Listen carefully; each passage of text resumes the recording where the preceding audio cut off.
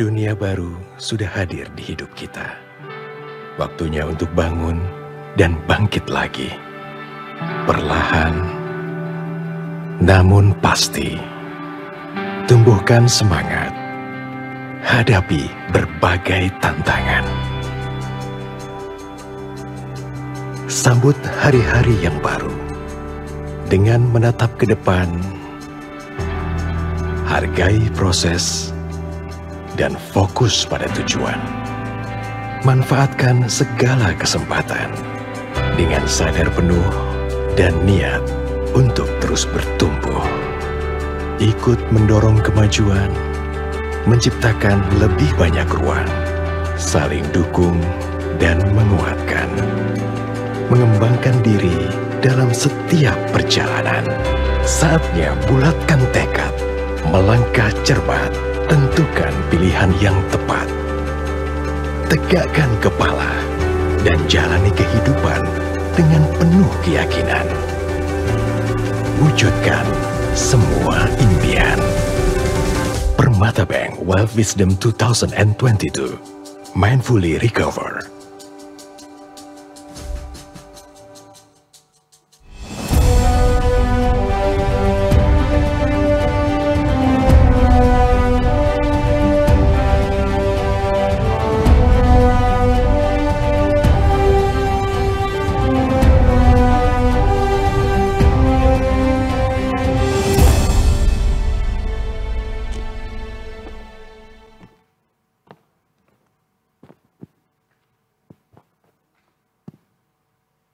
Selamat pagi Bapak, Ibu, dan tamu undangan yang terhormat. Terima kasih sudah hadir secara virtual maupun tatap muka pada pagi hari ini.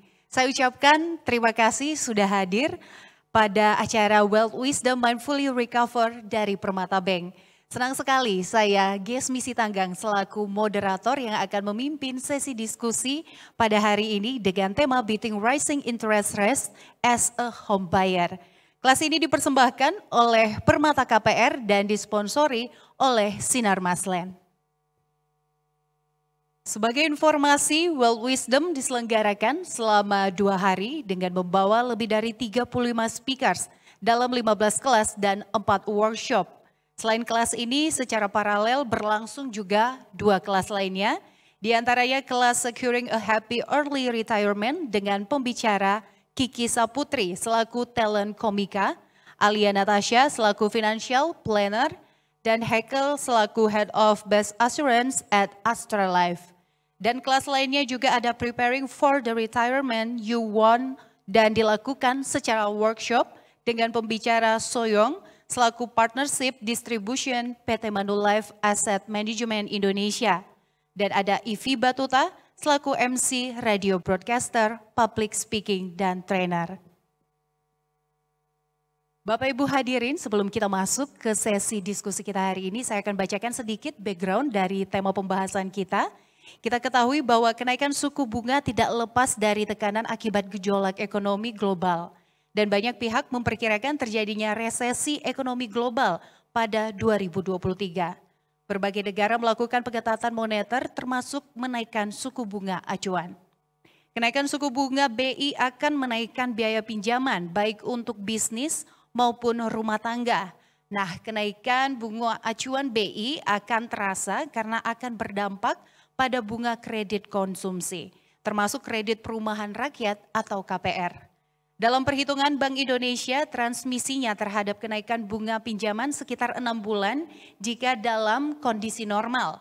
Kenaikan suku bunga menjadi momok bagi bisnis properti lantaran bisa terkena imbas di 2 sisi. Dari sisi produsen ada beban di bunga pinjaman, sedangkan dari sisi konsumen terdampak bunga kredit pemilikan rumah atau KPR. Daya beli sektor properti memang belum pulih benar akibat pandemi COVID-19. Persatuan Perusahaan Real Estate Indonesia REI mengungkap, laporan kinerja penjualan properti per kuartal ketiga 2022 yang menurun 14% dari kuartal sebelumnya. Nah, pemerintah berupaya membantu memulihkan sektor properti melalui berbagai insentif seperti pajak pertambahan nilai ditanggung pemerintah atau PPNDTP dan restrukturisasi kredit perbankan, dan insentif itu telah berdampak positif untuk mendongkrak penjualan properti karena pengembang bisa membangun lebih banyak rumah yang siap huni untuk siap dijual ke pasaran. Nah, lalu seperti apa ini bagai dampak kenaikan suku bunga untuk sektor properti? Hal ini akan kita bahas secara bersama-sama tentunya dengan dua narasumber yang sangat luar biasa yang sudah hadir di tengah kita hari ini, yaitu ada Bapak Dr. Ferdinand Sadeli selaku Deputi Grup CEO Sinar Maslen. Selamat datang Bapak, terima kasih sudah bergabung bersama kami. Dan selanjutnya ada Bapak Fajar Ahmad Zulkarnain selaku Wakil Ketua Umum DPP REI Bidang Investasi. Selamat datang Pak Fajar.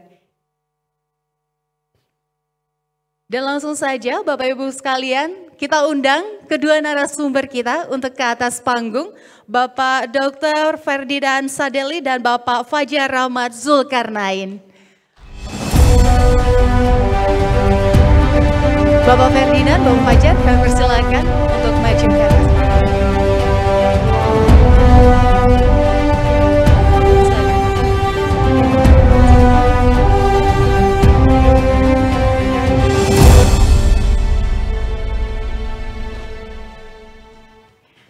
Terima kasih Pak Ferdinand dan Pak Fajar sudah bergabung bersama kami di tengah-tengah mungkin kesibukannya yang pasti sangat luar biasa.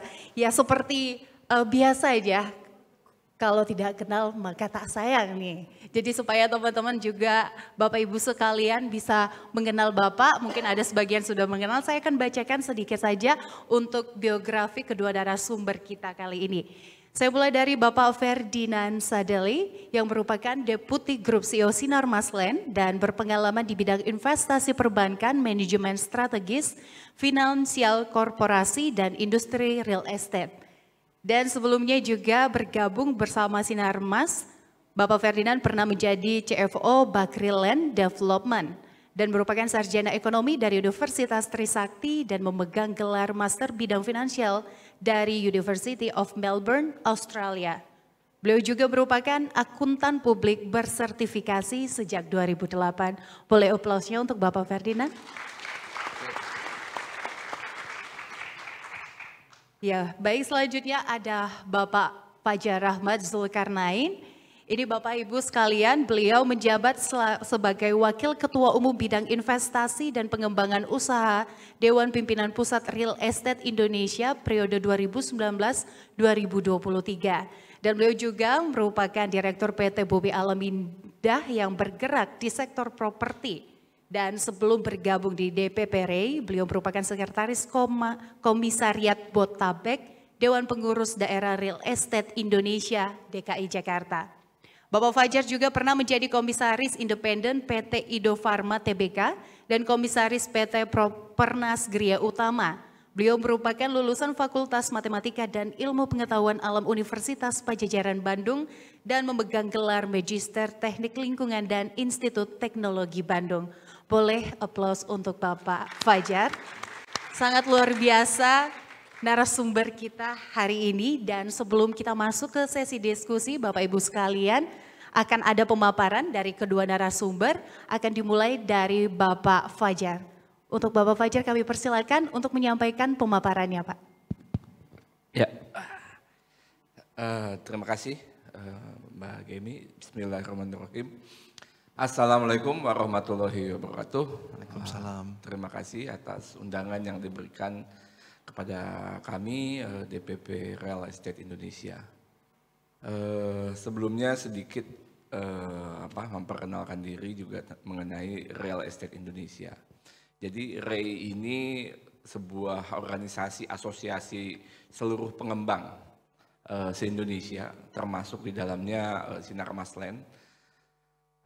Dulu dibentuk oleh zamannya Pak Ciputra dengan beberapa kawan-kawannya, sudah hampir 50 tahun mungkin usianya, udah 50 tahun. Nah, kurang lebih se-Indonesia itu ada 5.000 sampai 6.000 anggotanya Mbak ya. Di seluruh ada pengembang yang besar dan kecil, itu tergabung di asosiasi ini, di mana 80% sebenarnya pengembang non subsidi. pengembang subsidi. Yang 20%-nya kurang lebih pengembang komersial seperti Sinarmas, Ciputra, kemudian Alam Sutra, dan pengembang-pengembangan pembangunan perumahan komersial seperti itu. Nah, hari ini sesuai dengan undangan yang disampaikan tentang bagaimana menyikapi kenaikan suku bunga, saya akan memulai dengan outlook terlebih dahulu, gambaran atau potret sebenarnya properti berdasarkan data yang kami dapatkan, yang kami selalu himpun dan selalu kita update setiap tahun seperti itu. Saya izin sambil berdiri boleh ya Mbak ya? Boleh, silakan Bapak. Izin ya Pak Ferdinand. Ya, boleh ditampilkan nanti mungkin halaman yang pertama. Terakhir kita sewaktu Pak Presiden membuka Rakernas REI bahwa kontribusi sektor properti ini sangat tinggi ya, termasuk salah satu yang tertinggi. Dia berkontribusi 13,6% terhadap PDB nasional dan mampu menyerap 8,5 juta pekerja atau 6,95%. Kemudian multiplier efeknya terhadap rantai pasok juga sangat tinggi. Nah, real estate itu di bidang apa saja? Dia tidak hanya di perumahan saja, Mbak ya. Dia ada apartemen, ada ruko, ada pembelanjaan, ada hotel, ada office building, kawasan wisata, pergudangan, kawasan kota baru atau superblok, itu menjadi bagian dari bidang real estate sebenarnya. Nah, ini yang menarik ini kita harus sampaikan adalah mulai realisasi pembangunan rumah subsidi. Kita dalam materi ini saya membagi dua, antara subsidi dan komersial. Yang subsidi ini yang mendapatkan fasilitas dari pemerintah terhadap subsidi bunga khususnya. Nah, di kita, maaf, itu tahun 2020 sampai dengan 2022, totalnya itu yang pembangunan itu 422.000 kurang lebih, dan masih menyisakan 247.000. Kemudian yang terbanyak salah satunya itu di Jawa Barat, Sumatera Selatan, dan Jawa Timur. Nah, ini bisa dilihat gambaran ininya. Kemudian selanjutnya yang komersial. Yang komersial sampai tahun 2022, 2 tahun ini, itu ada 104.000. Dan masih ada, jadi hanya terserap kurang lebih 20.000, masih ada kurang lebih 84.000 yang belum unit terjual, sementara kita kuartal terakhir ini masih cukup banyak. Memang seperti tadi disampaikan oleh moderator, memang ada penurunan sebenarnya di dalam sektor properti. Nah, kemudian tapi yang menarik sebenarnya pada saat pandemi itu terjadi ada peningkatan yang cukup tinggi, yaitu ketika ada insentif PPN DTP atau pajak PPN yang ditanggung pemerintah, DTP ditanggung pemerintah, itu sektor properti naik. Dulu sempat ada yang mulai diskon BPHTB gitu ya, itu sampai berapa persen. Nah, maaf, bukan diskon BPHTB, diskon PPN-nya. Seperti itu, ada yang dikasih 0%, ada yang 50%, ada yang sampai terakhir 20% kalau tidak salah. Secara total sebenarnya memang pembangunan rumah subsidi ini mayoritas mendominasi di dalam penjualan perumahan kita se-Indonesia. Kalau Bapak Ibu tahu di seluruh Indonesia itu kurang lebih ada setiap tahun kita tidak pernah bisa memenuhi kebutuhan rumah tangga negara kita ini. Karena ada backlog kurang lebih hampir di atas 10 juta setiap tahun. Sementara kemampuan dengan seluruh pengembang, mulai dari Sinarmas, Ciputra, kemudian Alam Sutra, dan pengembang-pengembang kecil, setahun tuh hanya kurang lebih mampu membangun 1 juta unit rumah. Seperti itu. Sementara kurang lebih 9 juta sampai 10 jutanya ini tidak pernah bisa terpenuhi. Seperti itu. Nah, kemudian di tahun 2020-2022, secara asosiasi memang kita berkontribusi cukup besar terhadap pembangunan perumahan. Mencapai kurang lebih dalam produksi rumah itu 88,62% atau 440.000 unit sampai dengan 2020. Memang ada 2021-nya 577, kemudian 2022 241. Memang ada sedikit penurunan seperti itu. Nah, selanjutnya sektor residensial triwulan 3 ini 2022 memang menurun dibandingkan sebelumnya. Mungkin pengaruh inflasi juga yang kita cukup tinggi, walaupun sebenarnya saya sih masih cukup confident ya dengan inflasi kita karena terkelola. Dalam artian kita tidak seperti negara lain. Kalau Anda publik bisa melihat bagaimana di Turki kenaikannya bisa sampai di 70%, dan di bahkan negara Eropa pun sangat tinggi seperti itu. Sebenarnya kita harusnya cukup confident, pemerintah harusnya cukup percaya diri bahwa inflasi kita masih cukup terkendali seperti itu. Nah, beberapa penjualan yang kenapa tidak bisa optimal, salah satunya memang kenaikan harga bahan bangunan. Tentu karena faktor inflasi, kenaikan bahan bangunan pasti naik. Tentang birokrasi juga, yaitu seperti masalah klasik dari tahun ke tahun menjadi masalah. Nah, suku bunga KPR juga mungkin masih tetap tinggi. Saya tidak melihat ada cukup atraktif ke depan. Mungkin karena kekhawatiran pihak bank terhadap dampak inflasi ini seperti itu. Padahal kalau kita mau jujur sebenarnya kalau kita melihat ada inflasi yang terkendali, seharusnya mungkin suku bunga kita juga bisa lebih atraktif untuk kedepannya. Nah, kemudian proporsi uang muka juga dalam pengajuan KPR masih cukup tinggi, walaupun LTV sekarang sudah sedikit dilonggarkan dengan adanya loan to value sekarang. Dan terakhir tentang perpajakan atau BPHTB, PPN bahkan sekarang kita naik dari awalnya 10% jadi 11%. Memang iklimnya nggak terlalu mendukung sebenarnya terhadap industri properti.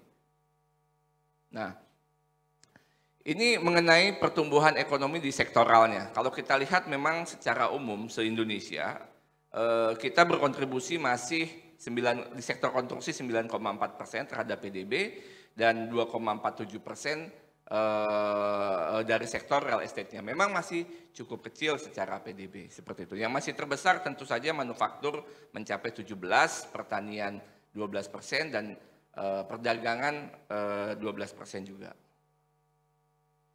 Nah, beberapa terhambatnya layanan publik memang masih menjadi masalah di dalam dunia properti saat ini, karena kemarin terakhir dengan adanya undang-undang UU CK itu memberikan dampak yang kita seperti dalam fase konsolidasi. Tapi fase konsolidasi ini positif sebenarnya Bapak Ibu, karena kita ke depan mungkin akan lebih tersistematis di dalam proses perizinan dan hal-hal yang lain.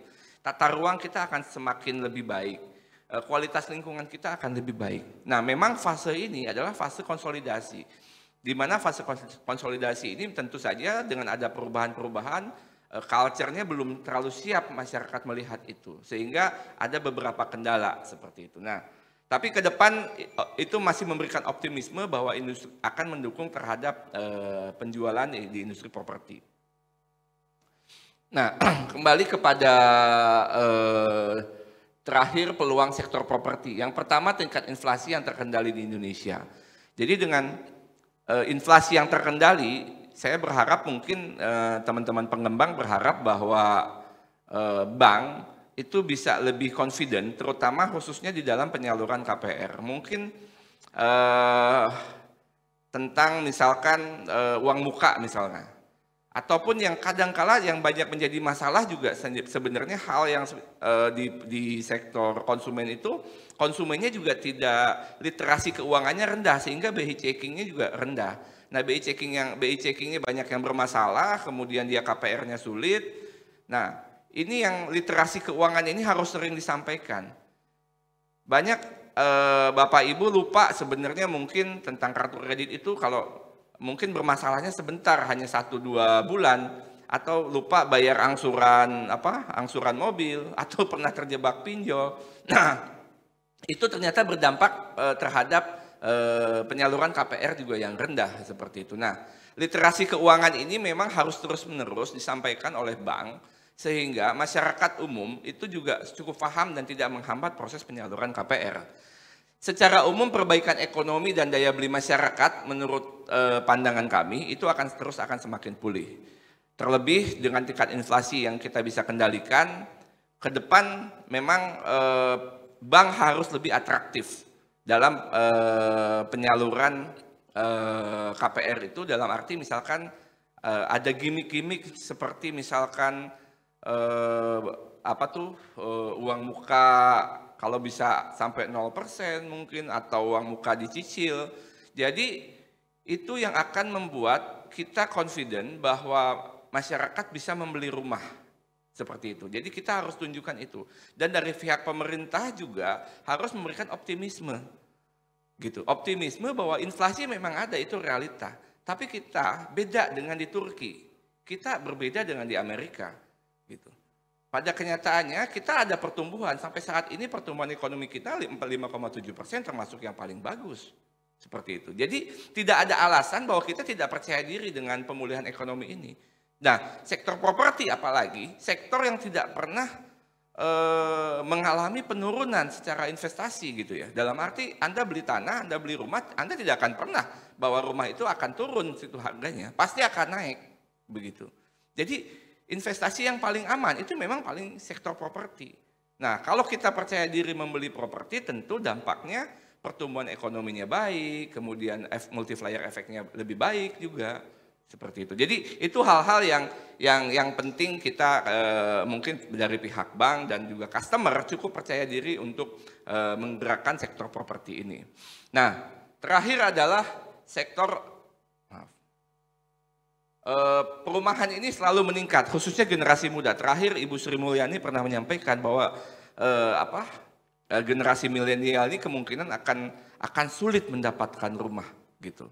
Nah, ini harus diwacanakan terus sehingga generasi muda kita tidak akan pernah kehilangan kesempatannya untuk mendapatkan rumah seperti itu. Jadi ada banyak hal yang harus kita hadapi di dalam melihat dampak kenaikan suku bunga ini. Dan biasanya mungkin di tengah tantangan itu pasti punya peluang yang besar. Seperti tadi Bapak Ibu, sebenarnya ketersediaan properti di kita masih cukup banyak sehingga itu juga menjadi potensi investasi yang besar. Mungkin dengan kondisi yang agak mendatar saat ini itu peluang harganya akan koreksi. Tapi tahun depan setelah kan kita melihat akan ada pemulihan terus. Nah, dengan pemulihan terus tentu sektor properti ini akan semakin meningkat nanti nilainya. Seperti itu. Nah, ini yang penting menurut saya ke depan baik pihak bank, nasabah dan juga developer untuk memperhitungkan dan berbicara bahwa sektor ini masih sangat potensial ke depan untuk membangkitkan perekonomian kita. Jadi itu sedikit prolog dari outlook melihat sektor properti saat ini dan ke depan. Selanjutnya saya kembalikan kepada moderator. Terima kasih Mbak. Baik, terima kasih Bapak Fajar. Aplaus untuk Bapak Fajar, Bapak Ibu sekalian, sangat luar biasa pemaparannya. Tadi Pak Fajar menyampaikan dari tantangan hingga peluang di sektor properti dan kita harus tetap optimis ya Pak, bahwa kedepannya memang sektor properti ini juga bisa memberikan dampak untuk pertumbuhan ekonomi kita. Nah, selanjutnya kita akan mendengarkan pemaparan dari Bapak Ferdinand. Pak Ferdinand, kami persilakan untuk menyampaikan pemaparannya. Terima kasih Mbak Desi, terima kasih juga Pak Fajar. Assalamualaikum warahmatullahi wabarakatuh. Salam sejahtera untuk kita semua. Ya mungkin saya hanya memaparkan secara sekilas saja sebelum nanti bisa ada tanya jawab dengan Bapak Ibu sekalian. Dari Pak Fajar sangat komprehensif bicara mengenai tadi dari industri properti terkait dengan begitu banyaknya juga tingkat dari permintaan. Ya, sedangkan kita dari para developer itu hanya mampu 1 juta unit saja ya in total gitu dia kan, padahal kebutuhannya itu backlognya sampai 10 juta unit gitu dia, berarti memang masih tinggi sekali gitu ya tingkat permintaan untuk properti. Saya cerita sedikit mungkin mengenai Sinar Masland. Saya yakin Bapak Ibu kalau yang suka nonton bioskop dan sebagainya sering melihat iklan kita. Sinar Masland adalah perusahaan publik yang tercatat di Singapura, ya, di mana kami memiliki 3 anak perusahaan yang listed di Indonesian Stock Exchange.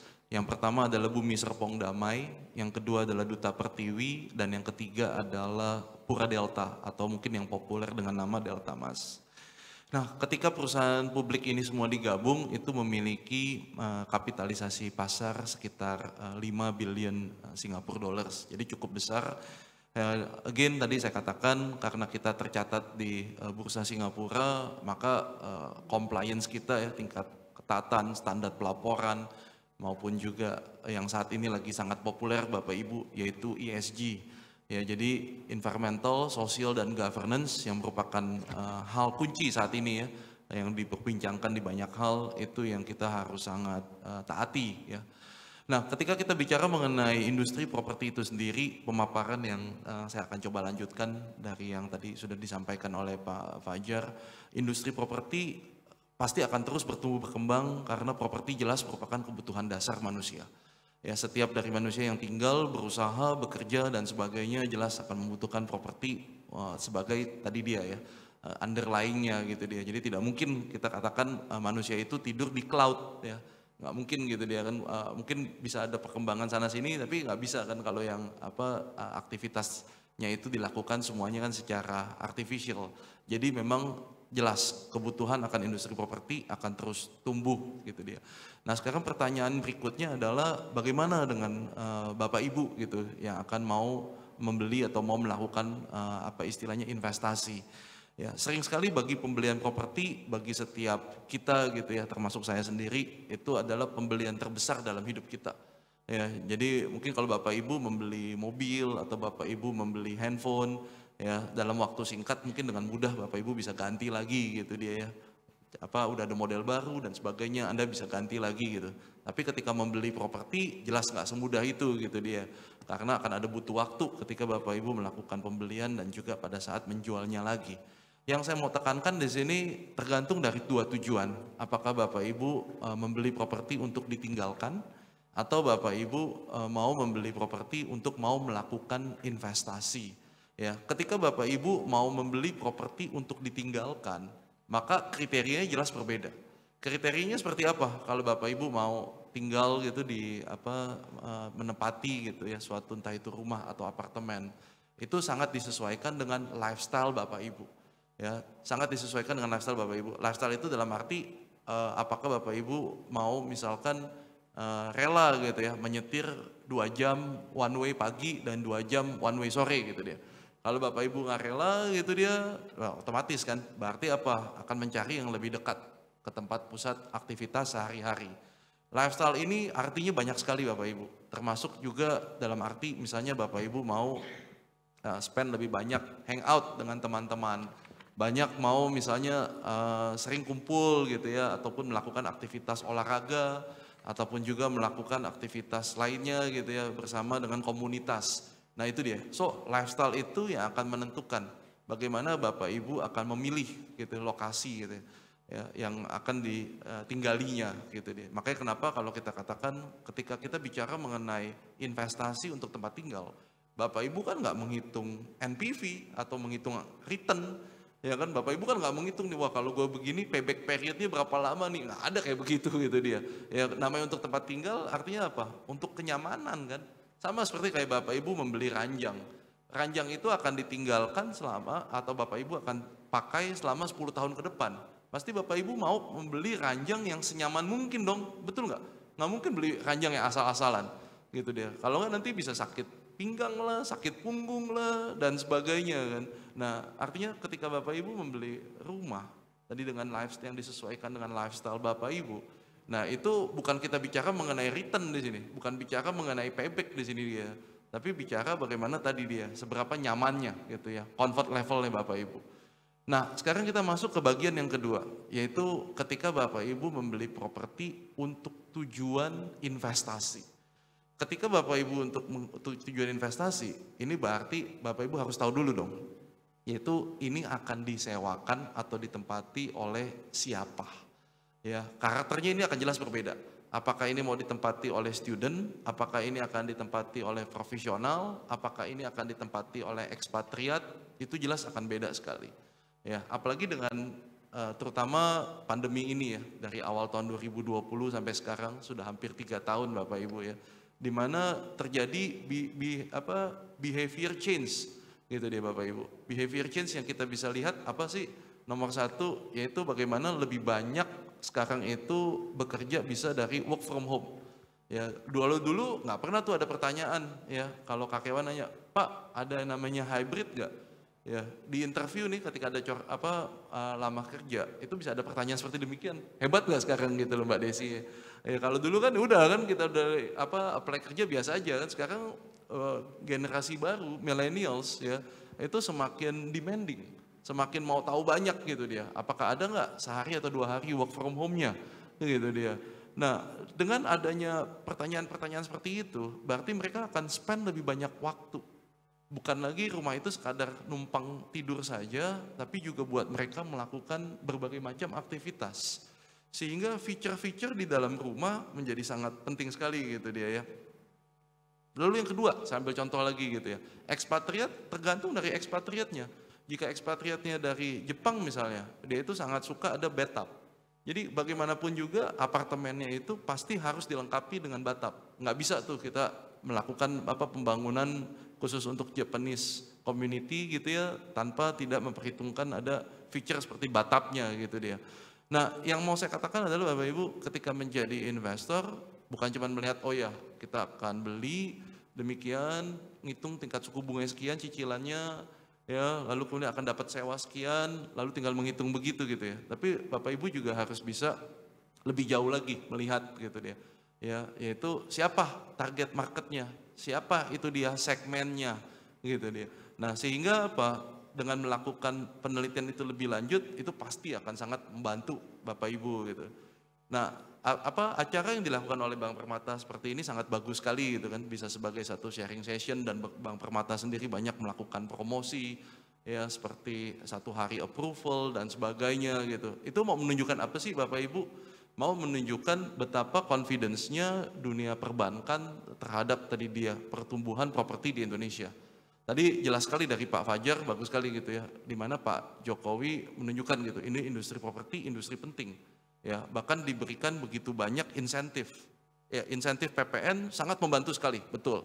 Ya, dan insentif BPHTB ada juga Pak Fajar, tapi hanya mungkin untuk selected Pemda lah ya. Dan memang ada diskon kalau misalnya melakukan AJB, ada diskon BPHTB 10%, 15%. Ya, memang tidak sebesar diskon PPN-nya gitu dia, tapi sangat membantu. Dan itu terbukti. Memang kenaikan dari yang melakukan AJB gitu sangat besar sekali gitu ya. Menunjukkan memang kalau orang Indonesia suka diskon Pak, gitu dia ya. Jadi kalau begitu ada diskon, waduh langsung memang animonya itu tinggi sekali. Angka tidak bisa bohong. Dan yang saya mau mungkin bisa paparkan lebih lanjut ke Bapak Ibu, tren yang berubah ini mungkin saya bisa summary-kan secara singkat seperti ini Bapak Ibu ya. Ada 3 mungkin elemen utama ketika Bapak Ibu mau melakukan pembelian, apakah itu sebagai tadi ya buyer ataupun sebagai investor ya. 3 elemen itu kita suka singkat sebagai AIG Bapak Ibu. A itu singkatan dari amenities. Ini yang kita bilang adalah flight to amenities ya. Kalau dulu generasi mungkin orang tua saya gitu ya, yang penting ada rumah gitu, kemudian agak sedikit jauh dari jalan raya gitu nggak apa-apa gitu dia ya. Ya, amenities jauh-jauh nggak apa-apa gitu, nanti bisa nyetir. Sekarang dengan adanya kemungkinan kemacetan dan sebagainya ya, sehingga amenities itu menjadi penting sekali. Jadi amenities itu termasuk seperti kayak supermarket, termasuk seperti kayak tempat makan, tempat minum yang favorit gitu ya, bukan cuma asal makan minum aja gitu ya. Karena generasi milenial ini sudah semakin memilih gitu. Apalagi kalau dulu kan asal ada coffee shop aja udah happy. Sekarang model kopi yang seperti apa gitu ya, mereka udah lebih spesifik lagi gitu ya. Dan bahkan juga kadar susunya, gulanya dan sebagainya, mereka udah sangat demanding sekali gitu. Karena dengan adanya apps gitu, mereka mungkin mau menghitung sehari kalorinya berapa gitu loh. Jadi Anda bisa melihat ya, udah semakin canggih, semakin demanding, akibatnya juga kita juga semakin harus bisa mengerti gitu kemauan dari para buyer ini dia ya.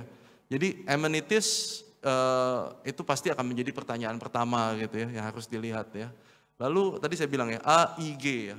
I ini justru yang menjadi hal utama di dalam penentuan properti ke depannya, yaitu infrastruktur. Jadi kalau Bapak Ibu melihat ya betapa sejak tahun 2014 sampai sekarang ya, Presiden Jokowi itu banyak sekali mengeluarkan dana untuk pembangunan infrastruktur yang besar sekali. sampai lebih dari 400 triliun setiap tahunnya ya. Yang dimana periode sebelumnya itu biasanya pembangunan infrastruktur hanya 100 triliun. Ya, APBN itu dia spend cukup banyak 400 triliun untuk pembangunan infrastruktur. Dan property value sangat tergantung dari infrastrukturnya Bapak Ibu. Saya bisa gambarkan seperti ini. Sampai tahun 2007, harga tanah di kota wisata ya, proyek kita di sebelah timur Jakarta, itu lebih tinggi dari BSD. Harga tanah per square meternya Bapak Ibu. Tapi sejak tahun 2007-2008, begitu ada pembangunan toll road, konektivitas nyambung ke BSD, terus berkembang, harga tanah di BSD itu melejit luar biasa, cepat sekali gitu dia. Lalu beberapa teman saya yang tinggal di kota wisata gitu mengalami kemacetan yang cukup drastis gitu dia ya. Namun sekarang happy lagi, karena ada toll road baru buka gitu dia ya, yang bisa connect ke sana lagi gitu dia. Cimanggis Cibitung ya, toll roadnya yang baru buka fase pertamanya yang sangat membantu sekali gitu terkait dengan aksesibilitas. Jadi Bapak Ibu bisa melihat gitu betapa infrastruktur development itu punya pengaruh yang sangat besar sekali terhadap tadi dia nilai properti gitu dia. Dan pembangunan infrastruktur itu nggak semata-mata cuma jalan loh, tapi juga apa bicara mengenai fiber optics gitu, connectivity. Ya, yang sekarang kita katakan betapa kebutuhan dasar manusia udah bukan sandang papan pangan lagi nih, tapi juga apa wifi connectivity gitu dia kan. Kalau nggak ada wifi bingung orang gitu dia. Jadi sangat dibutuhkan nih konektivitas gitu. Apalagi kalau mau work from home, mau meeting pakai Zoom, ataupun mau sekolah jarak jauh, pasti konektivitas penting ya. Jadi udah bukan cuma sekadar tadi amenities, tapi juga infrastruktur pendukungnya. Ya, bicara jalan, bicara public transport, bicara konektivitas. Dan yang juga nggak kalah penting, social infrastructures. Social infrastructures itu apa sih? Ada dua Bapak Ibu, yaitu rumah sakit dan sekolah. Ya, jadi Bapak Ibu bisa melihat ya, ketika Bapak Ibu misalnya keluarga muda itu sudah pasti ketika dia itu anaknya itu mulai balita, mau masuk usia sekolah, itu pasti jarak sekolahnya itu nggak bakal jauh-jauh, maksimum antara 3 sampai 4 kilo. Kasihan sekali kan kalau memang masih TK gitu ataupun kindergarten untuk sekolah jauh-jauh kan. Dan biasanya SD 1 sampai 3 atau bahkan the whole SD gitu ya, itu juga yang nggak jauh dari rumah gitu dia.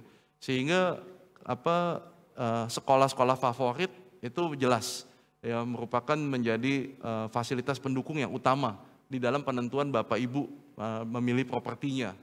Lalu hospital, rumah sakit, apalagi ya dengan apalagi mengalami kasus COVID seperti yang ada belakangan ini gitu dia ya, kedekatan terhadap klinik dan rumah sakit hal kunci sekali dalam penentuan ya, pembelian properti Bapak Ibu. So A, amenities, I itu dia infrastructures, dan yang G ini adalah potensialnya nih, growth, pertumbuhan Bapak Ibu. Tadi Pak Fajar mengatakan ya, betapa industri properti itu adalah industri yang pasti akan terus bertumbuh Bapak Ibu. Kenapa? Bapak Ibu lihat jumlah penduduk kita ya, 270 juta ya. Dan tingkat pertumbuhan di Indonesia itu hampir 2% Bapak Ibu. Artinya apa? Setiap tahun itu ada lebih dari 5 juta bayi lahir. Hebat nggak? Setiap tahun loh. Ada lebih dari 5 juta bayi lahir. Jabodetabek aja itu ada penduduk total sekitar 32 juta Bapak Ibu. Besar sekali. Ya. 32 juta itu udah seperti kayak Singapura dan Malaysia digabungkan kali Bapak Ibu. Dan kalau 5 juta bayi lahir di Indonesia setiap tahunnya, itu sama kayak seperti menciptakan Singapura setiap tahun Bapak Ibu. Jadi bisa melihat kan betapa potensi yang besar sekali gitu ya, growth kan. Tapi kan growth itu kita bicara secara overall, keseluruhan Bapak Ibu. Sekarang bagaimana kita mau melihat secara lebih detail lagi kan. Ya, jadi makronya memang sangat mendukung sekali karena pertumbuhan Indonesia, IMF dan World Bank juga sangat yakin pertumbuhan kita itu akan terus konsisten 5% lebih gitu ya. Contohnya sebenarnya sudah ada Bapak Ibu, yaitu di tahun 2008-2009 yang terjadi krisis besar-besaran di Amerika dan di Eropa. Tapi Indonesia boleh dikatakan bisa melewatinya dengan baik gitu ya. Dan kita punya confidence level yang tinggi sekali untuk bisa juga melewati krisis ini dia. Inflasi memang tinggi ya, tapi saya yakin ini hanya sementara ya karena gangguan yang ada di supply chain dan sebagainya. Namun saya yakin setelah melewati 2023 gitu ya, walaupun ada tahun politik karena akan ada pemilihan umum di tahun 2024, ya setelah itu saya yakin akan cepat tumbuh sekali gitu. Dan ketika kita bicara mengenai pertumbuhan, potensi, nah ini dia yang Bapak Ibu mesti perhatikan ya. Karena pasti akan ada daerah yang relatively mungkin stagnan, tapi akan ada daerah juga yang akan bisa terus tumbuh berkembang gitu ya, yang memang masih sunrise gitu. Ya, jadi Bapak Ibu tinggal perhatikan aja, masih ada nggak terus nih potensi pertumbuhannya gitu ya, atau daerahnya kelihatan sudah sangat tired, lelah gitu ya, memang udah bakal akan mature sedemikian aja gitu dia. Ya, jadi memang harus bisa memperhatikan secara seksama ya mengenai dari potensi pertumbuhan itu yang ada gitu dia. Ya, mungkin secara kesimpulannya yang saya bisa sampaikan ke Bapak Ibu, ya jelas ini merupakan satu industri yang merupakan kebutuhan pokok bagi banyak pihak ya, tempat tinggal, tempat usaha, ya tempat kumpul, ya tempat untuk melakukan berbagai macam aktivitas, sehingga properti tetap merupakan satu sektor unggulan Bapak Ibu. Ya, saya akan tutup dengan satu simple analogi Bapak Ibu bisa melihat ya dengan mudah dengan Google ya, bisa melihat harga properti di Malaysia misalnya aja atau di Singapura gitu. Kalau Singapura sih mungkin susah untuk dibandingkan lah ya, karena tidak tersebesar dari negara kita gitu. Tapi kalau kita lihat dari kayak Malaysia atau Thailand ya, atau kayak Filipina, itu harga propertinya sudah di atas kita Bapak Ibu. Ya, kalau kita bandingkan lah ya, yang lokasinya masih mirip-mirip gitu dia, itu udah jauh di atas kita gitu ya. Artinya apa? Nah ini dia kan, potensi dari properti di kita ini masih akan bisa terus tumbuh sekali gitu ya. Baik dari unit maupun juga dari harganya. Ya. Sekian pemaparan dari saya kembalikan ke Bu Desi. Thank you. Baik, boleh aplausnya Bapak Ibu sekalian untuk pemaparan dari Pak Ferdinand Sadeli, sangat luar biasa ya. Tadi Pak Ferdinand menyampaikan untuk menjadi investor, untuk investasi di properti juga ada banyak kriteria ya Pak. Ada properti yang ingin ditempati atau hanya untuk investasi. Nah ini insight-insight yang sangat luar biasa yang kita dapatkan dari Pak Ferdinand. Nah langsung saja kalau gitu kita langsung masuk Bapak Ibu sekalian ke sesi diskusi. Saya mulai dari Bapak Ferdinand.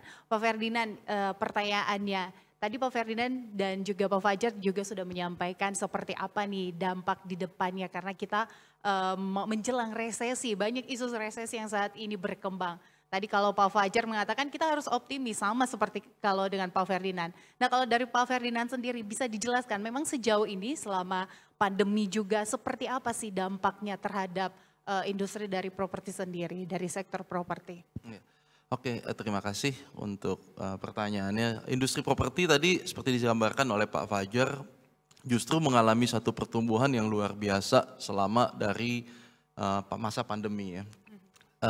Saya melihat ada 3 hal yang penting sekali. Nomor 1 jelas tadi dia ada dukungan besar dari pemerintah berupa pembangunan infrastruktur. Karena tadi saya katakan harga properti nggak akan kemana-mana kalau tidak ada aksesibilitasnya gitu ya. Dengan adanya aksesibilitas entah itu MRT, entah itu LRT, entah itu toll road, entah itu konektivitas lainnya, itu jelas akan menambah nilai properti yang sangat besar sekali gitu dia. Ya, lalu pertumbuhan yang kedua banyaknya insentif-insentif juga tadi yang diberikan oleh pemerintah dalam hal BPHTB dan sebagainya. Ya. Lalu yang ketiga yang saya melihat yang sangat besar ya, yaitu adalah bagaimana terjadi satu perubahan tren dari para millennials ini juga yang mungkin karena mereka melihat ya kalau dulu mereka cuma berpikir udah deh properti gue mungkin bisa nebeng dengan orang tua aja atau mungkin jangan cukup asal sewa aja. Sekarang keinginan mereka untuk memiliki home ownership itu juga semakin besar saya melihat ya. Nah semakin besarnya kenapa? Mungkin tadi mereka banyak mau melakukan aktivitas juga di rumah. Kalau masih gabung dengan banyak orang mungkin merasa terganggu sehingga mereka butuh privacy. Nah akibatnya sangat besar sekali animonya dan kami mencatatkan penjualan yang besar sekali. Marketing sales dari BSD ya, secara keseluruhan itu terus mengalami kenaikan bahkan sampai 10-20% dibandingkan di tahun 2020 gitu dia. Nah itu jelas ya, seluruh apa istilahnya ya, stakeholders daripada di industri properti ini mengharapkan juga terus adanya dukungan dari pemerintah ya, harapannya dari Pak Fajar juga ya, supaya pemerintah juga tetap terus memberikan insentif-insentif nih Pak ya, karena insentif-insentif ini terasa sekali gitu ya dampaknya di kita gitu. Nah terus untuk menjawab pertanyaan berikutnya terkait dengan resesi, kita sih belum melihat apa istilah resesi yang terjadi seperti kayak di Amerika, di mana growth bisa turun drastis dan sebagainya gitu ya. Kenapa? Karena natural resources based country seperti Indonesia jelas akan mendapatkan blessing dengan pertumbuhan di batu bara, di kelapa sawit, dan jangan lupa loh, kita itu salah satu produsen nikel terbesar di dunia. Ya, yang sangat dibutuhkan untuk EV, electric vehicle. Artinya apa? Dengan kenaikan tinggi di komoditi ini otomatis ya umumnya juga nantinya akan membawa dampak ke industri properti gitu. Ya, jadi saya sih yakin ya pertumbuhan Indonesia pasti akan tetap kuat ya, strong ya. Tentu ada apa challenge-nya tersendiri ya seperti kayak inflasi yang tinggi ya, ataupun juga ada PHK besar-besaran karena likuiditas yang makin ketat ya, tapi secara umum tetap pertumbuhan itu bisa tercapai di atas 5% sih. Itu sih, berarti tetap terus optimis ya Pak ke depannya, memang untuk sektor properti ini memang sangat menjanjikan. Ya baik, saya ke Pak Fajar. Nah kalau Pak Fajar, tadi Pak Ferdinand mengatakan masih selalu optimis nih. Kalau dari Pak Fajar sendiri melihat kenaikan dari suku bunga sendiri, ini seperti apa dari Pak Fajar sendiri sebagai pengembang bisa menjaga gairah pasar properti itu? Oke, baiklah. Ini saya sedikit pengalaman aja. Saya juga entrepreneur, mungkin tidak sebesar siapa di Sinarmas. Saya itu berinvestasi justru pada saat pandemi. Saya masih ingat saya terakhir, ini saya ada proyek di Kerawang, saya melihat itu peluang, sehingga saya waktu itu beli tanah pada saat COVID, kurang lebih 1 hektar.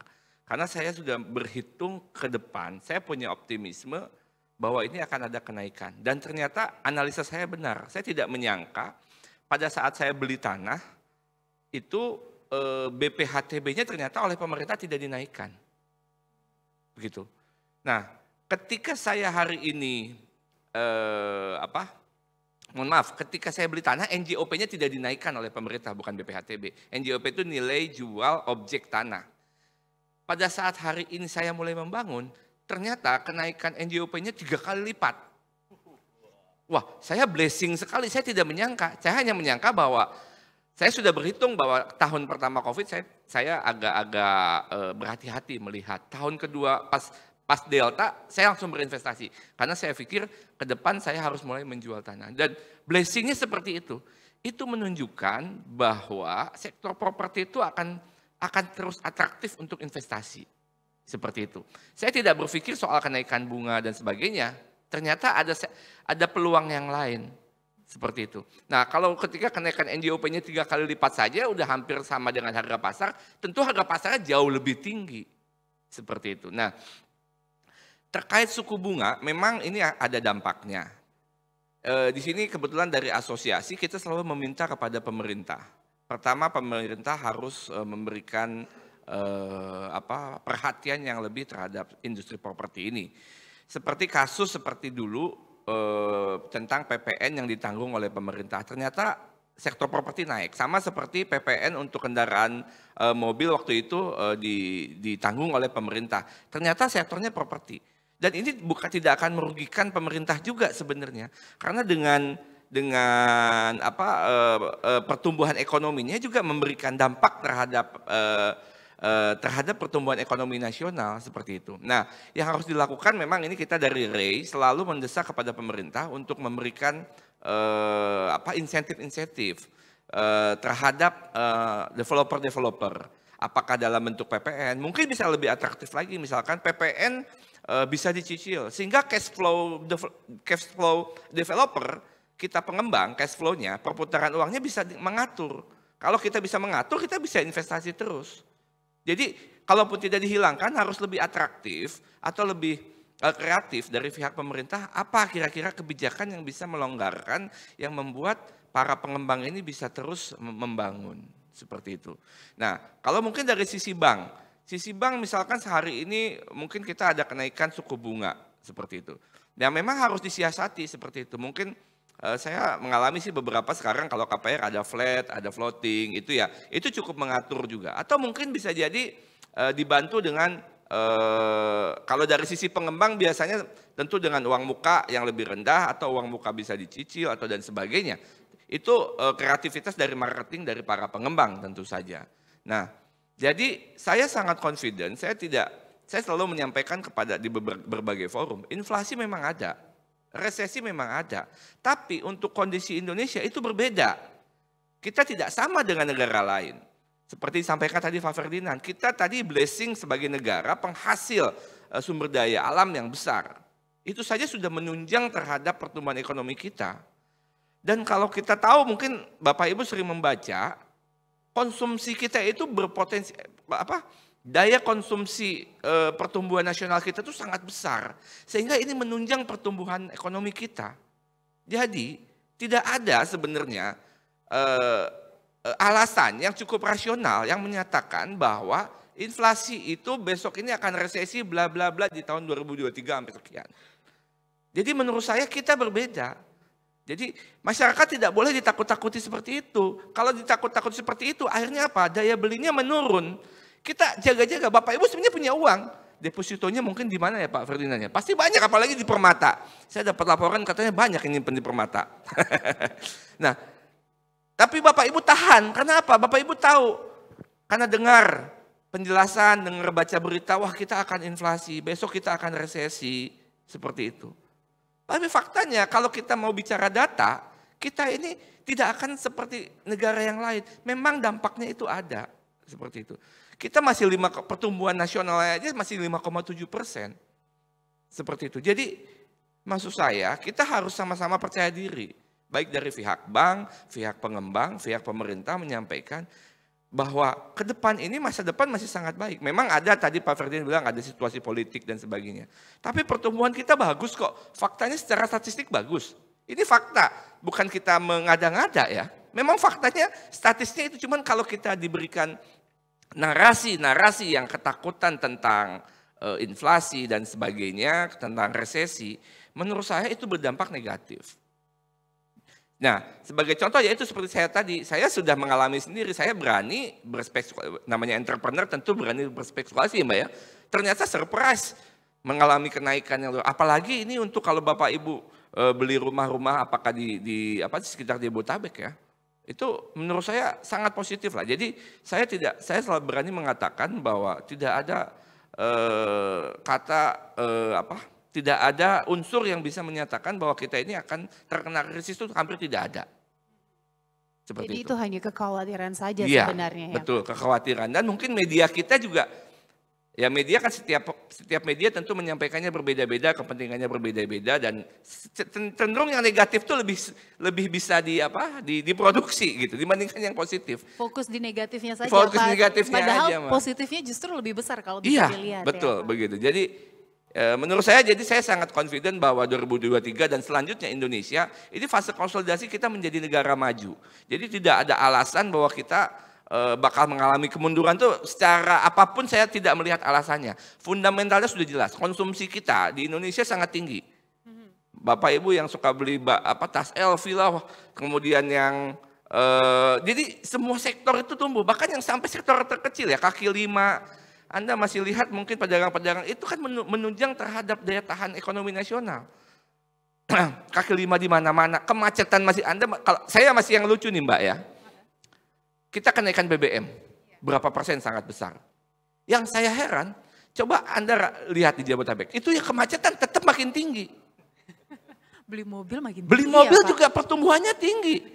Jadi kita ini hanya terkena narasi ketakutan saja. Nah, kalau kita terkena narasi itu, akhirnya kita daya beli kita ditahan. Bukan kita tidak punya uang.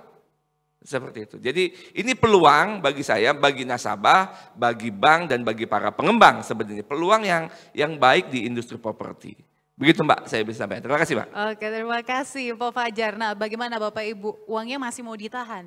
Setelah mendengar tadi penjelasan dari Pak Fajar berani loh bertaruh di pada saat pandemi ya Pak untuk membeli properti dan hasilnya cukup memuaskan.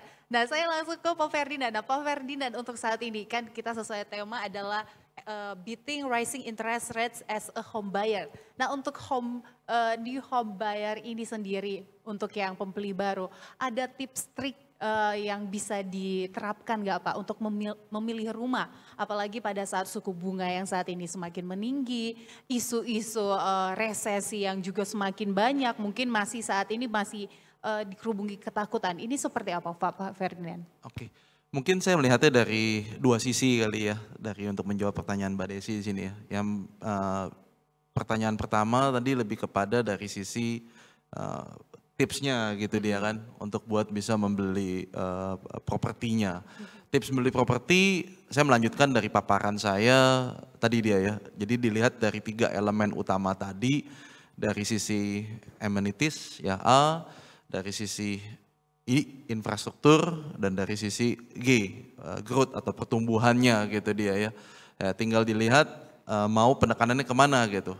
Pasti maunya kita check the whole boxes gitu dia kan, tick the whole boxes gitu dia. Namun kan dalam kenyataannya nggak mungkin gitu dia kan bisa tick the whole boxes kan.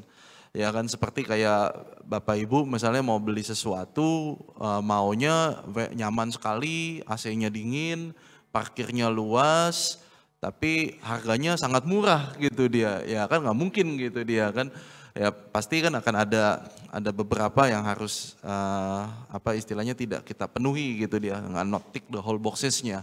So kriteria-kriteria itu penting sekali untuk kita dalam menentukan pembelian gitu ya. Pembelian dalam arti jadi Bapak Ibu sudah studi dulu gitu ya, lihat-lihat dulu. Jadi apa sih yang kita mau nih, apa yang lebih penting, harus ada misalnya SD favorit di dekat situ. Harus ada rumah sakit yang setara internasional misalnya di dekat situ. Adanya universitas yang bagus gitu dia ya, misalnya kan di dekat di situ dia. Karena adanya kedekatan dengan universitas itu jelas akan sangat membantu sekali gitu dia kan. Untuk bicara mengenai populasi. Karena mahasiswa itu jelas mempunyai buying power tersendiri gitu dia kan. Nah ini adalah tips untuk beli properti. Lalu di sisi keduanya yaitu mengenai pembelian. Tadi kita kriteria untuk bisa membeli properti. Nah, keduanya membelinya ini gimana nih sesuai dengan tema dari hari ini gitu dia kan terkait dengan kenaikan interest rate. Kenaikan interest rate ini kita justru akan melihatnya dari sisi peluang. Saya suka sekali tadi kata-kata Pak Fajar ya. Jadi harus coba lihat dari sisi peluang ya. Kalau interest rate-nya murah, setiap orang akan berebutan beli properti, gila-gilaan malah gitu ya, ngantrinya malah gila-gilaan. Akibatnya Bapak Ibu kebagian mungkin sisanya, nggak bisa nih memilih nomor favorit atau yang menghadapnya favorit gitu dia kan, ataupun juga yang posisinya yang suka gitu ya. Sekarang justru beberapa malah jadi ada sedikit ketakutan ya, yang sebenarnya tidak pada tempatnya gitu, dan justru melihat sebagai satu kesempatan nih buat kita gitu.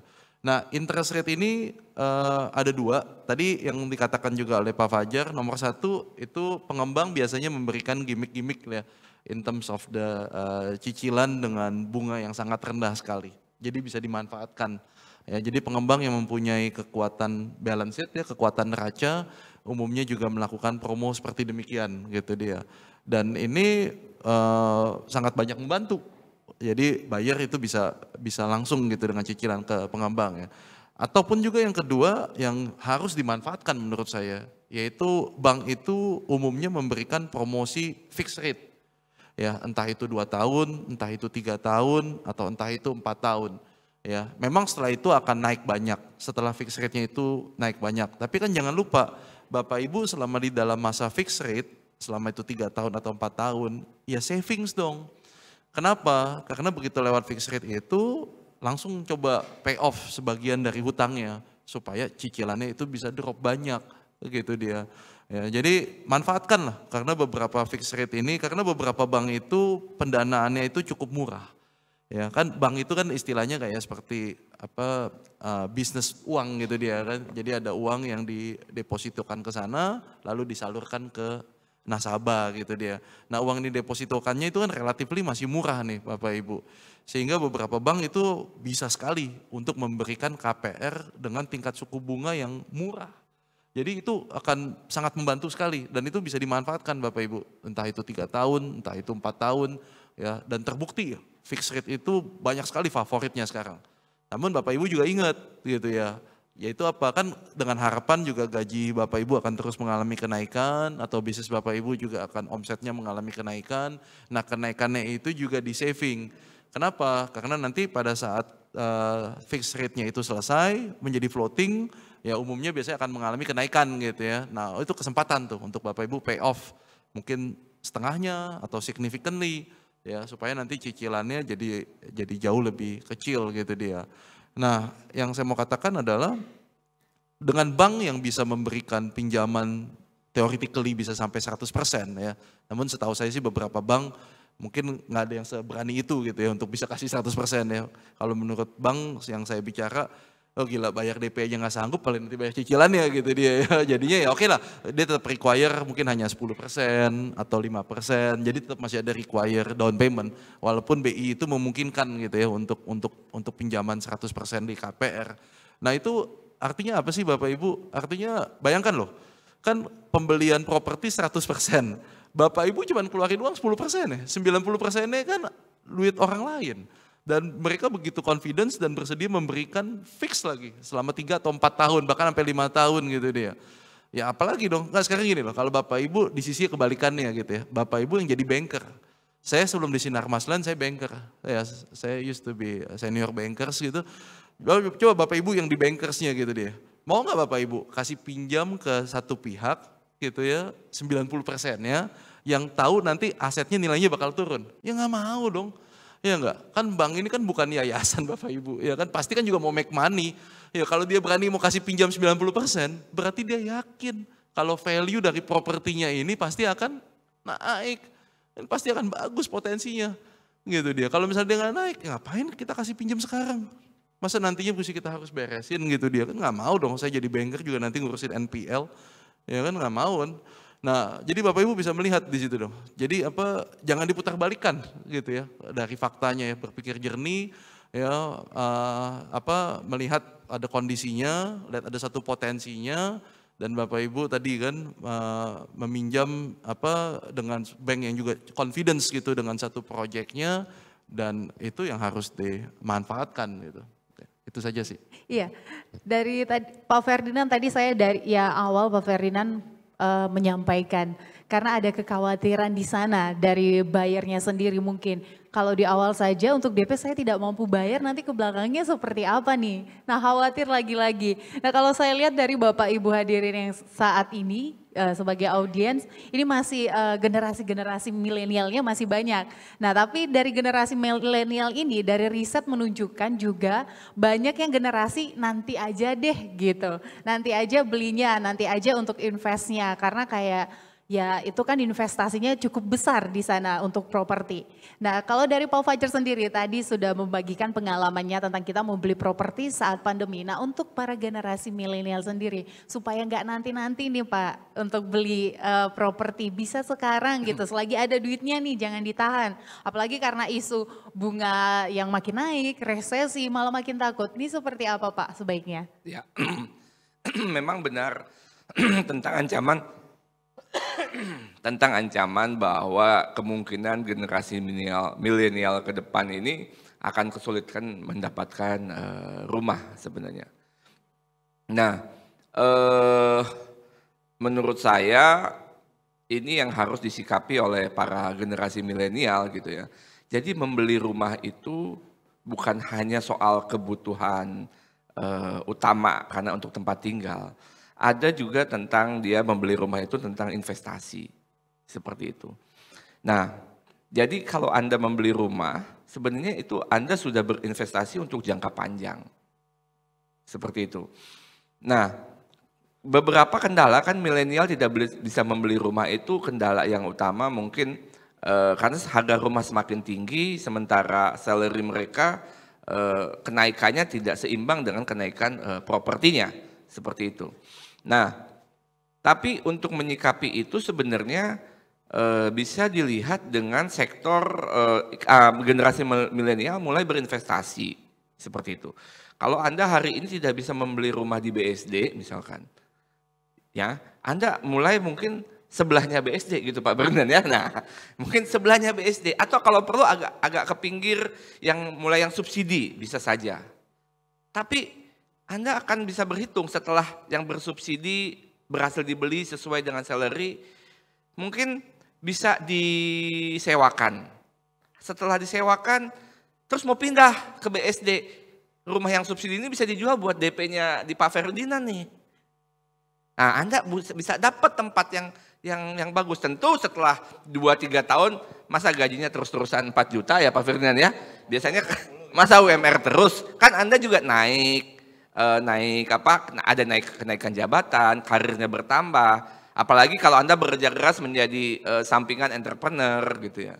Nah, ini generasi milenial ini harus sudah mulai melihat seperti itu. Jangan generasi milenial habis oleh main games, Mbak. Saya lihat kayak mayoritas nih mulai dari anak SMA sampai kuliah, sampai setelah selesai terbawa bahwa dia ini serasa masih kuliah. Hobinya games, nongkrong. Seperti itu ya. Ya Anda tidak akan pernah bisa membeli rumah. Itu perlu tapi sekali-kali saja seperti itu. Nah, jadi generasi milenial ini harus mulai aware dengan investasi properti, begitu. Nah, kalau mulai aware dan memang harus diwacanakan oleh semua pihak. Jangan sampai betul kata Ibu Sri, ada ancaman bahwa generasi milenial tidak bisa punya rumah, gitu. Karena dampaknya berbahaya. Kalau Anda tidak punya rumah, Anda ragu akan menikah, gitu. Kan kalau menikah masa di perumahan mertua indah terus juga kan pasti siapa yang mau juga gitu mungkin istrinya. Nah ini menurut saya jadi generasi milenial harus mulai aware terhadap investasi properti. Tidak harus ditinggali tidak apa-apa, tapi Anda berinvestasi begitu. Nah nanti lama-kelamaan setelah nilai properti itu, karena nilai properti Pak Frida pasti nggak mungkin turun kan Pak, pasti akan naik. Anda mau beli nilai properti berapa saja itu pasti kenaikan. Tidak ada cerita bahwa Anda beli tanah atau beli rumah bakal turun. Minimal stagnan. Seperti itu, minimal diam. Tapi tidak pernah saya pun melihat kasus bahwa Anda beli 100 juta sekarang, 2 tahun kemudian Anda jual 100 juta lagi. Saya rasa enggak masuk di akal seperti itu. Nah, apalagi kalau tadi saya sampaikan ada backlog. Ada 10 juta masyarakat Indonesia setiap tahunnya tidak terpenuhi itu rumahnya. Mungkin beberapa alasannya salah satu tadi itu mungkin harganya terlalu tinggi, kemudian kita juga kadang-kala kan milenial ini pengennya yang bagus-bagus aja, yang strategis aja ya. Namanya masih muda harus berjuang dulu Mbak, ya kan?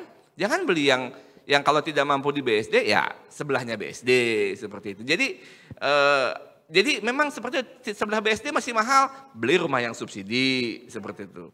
Anda tunggu 3 tahun, setelah itu Anda lihat subsidi, tentu harus dihitung, lihat pengembangnya yang baik, pengembangnya yang tidak bermasalah, seperti itu. Nah, pasti akan kenaikan itu lebih tinggi. Jauh kenaikan lebih tinggi itu rumah dibandingkan investasi yang lain. Misalkan Anda menyimpan di deposito, ataupun Anda menyimpan di investasi produk-produk yang lain. Itu menurut saya sangat, apalagi kalau Anda bisa membeli rumah di Jakarta. Ini saya case aja Mbak ya, contoh. Saya kan pengembang saya mungkin pengembang kecil. Saya sangat menyesal, saya membangun unit rumah itu daerah Pejaten. Daerah Pejaten pertama kali saya bangun kurang lebih ya 5 tahun yang lalu ya. 5-6 tahun yang lalu. Saya bangun itu hanya sedikit saja, hanya 11 unit.